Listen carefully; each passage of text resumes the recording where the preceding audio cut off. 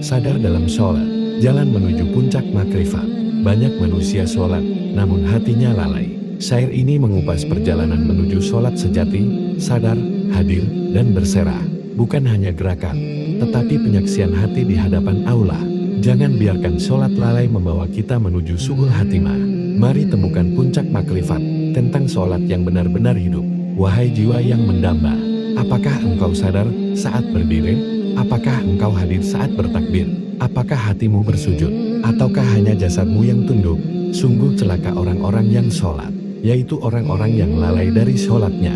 Quran Surah Al-Maun ayat 4-5. Ketahuilah, sholat tanpa kesadaran adalah jalan menuju su'ul hatimah.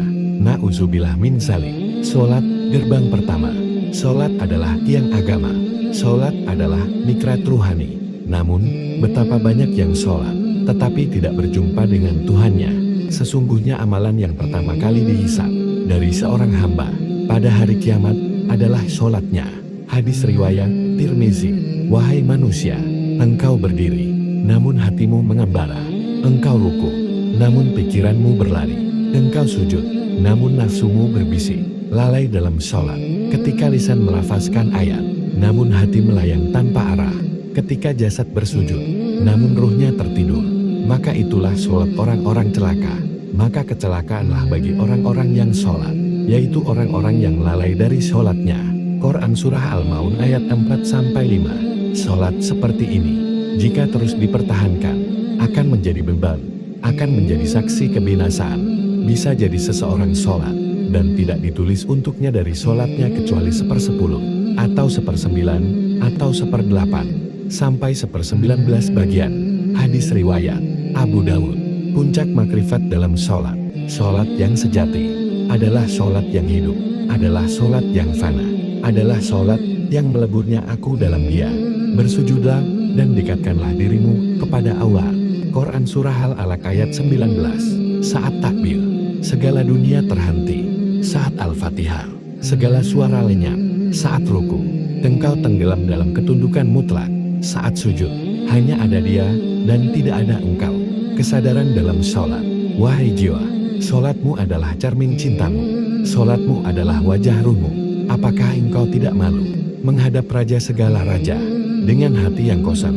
Jika ia berdiri untuk sholat, setan datang kepadanya lalu membisikkan sesuatu hingga ia tidak tahu lagi berapa rakaat yang ia kerjakan.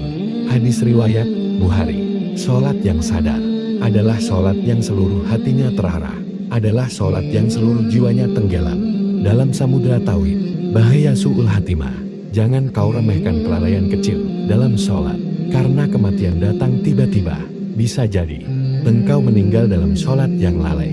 Bisa jadi itulah awal kehancuran kekalmu. Seseorang akan dibangkitkan berdasarkan keadaan terakhirnya. Hadis riwayat Muslim. Apakah engkau mau dibangkitkan dalam keadaan lalai, dalam keadaan berpaling dari Allah? Na'udzubillah min dzalik. Taubat dan perbaikan.